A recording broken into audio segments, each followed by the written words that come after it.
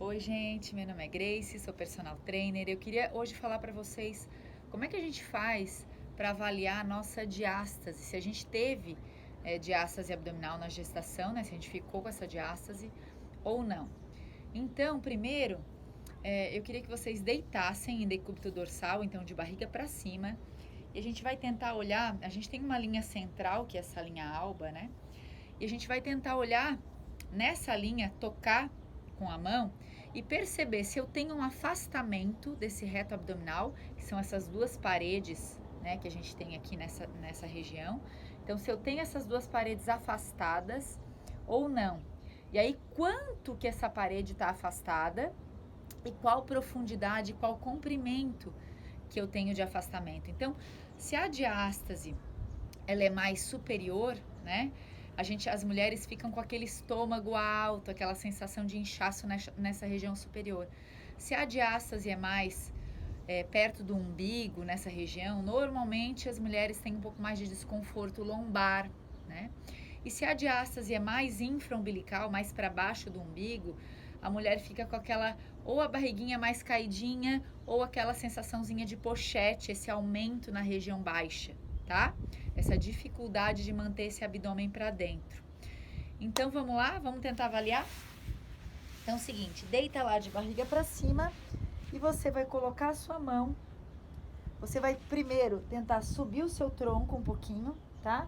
E colocar a mão bem no centro dessa linha e perceber se existe, coloca a mão assim, ó, viradinha, se existe alguma separação lá na parte superior, na parte medial, umbilical e lá na parte inferior, tá? Então você vai tocar e você vai sentir essa separação, ok? Depois que você sentiu se está separado, você vai afundar essa mão e você vai ver quanto que esse dedo entra nessa linha, tá bom?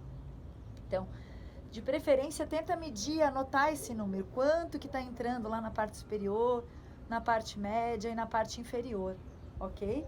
E depois disso, você vai perceber se essa separação, ela começa lá de cima e vai até lá embaixo, ou se tem alguma região que está mais fechadinha e outra região que ainda está aberta. E você mede esse comprimento dessa separação, ok? Eu tive diástase, gente, na minha gestação, né? Na gestação do Bernardo, principalmente, eu tenho 2 filhos, principalmente na minha segunda gestação. Né? Eu voltei a treinar força, logo depois tive parto normal, enfim.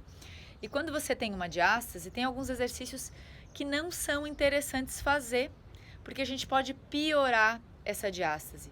E foi isso que eu fiz, né? Porque eu não tinha essa formação que eu tenho hoje nessa técnica, que é o que eu quero ensinar para vocês.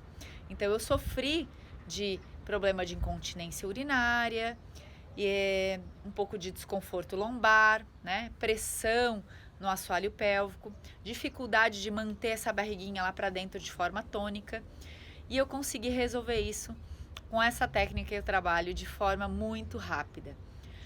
Ok, meninas? Então, anotem aí essas distâncias, esses tamanhos dessa separação e a gente vai conversar um pouquinho mais sobre isso. Comenta embaixo no vídeo se você tem ou não tem diástase e quanto que é essa diástase para eu conseguir ajudar vocês. Ok? Beijinho!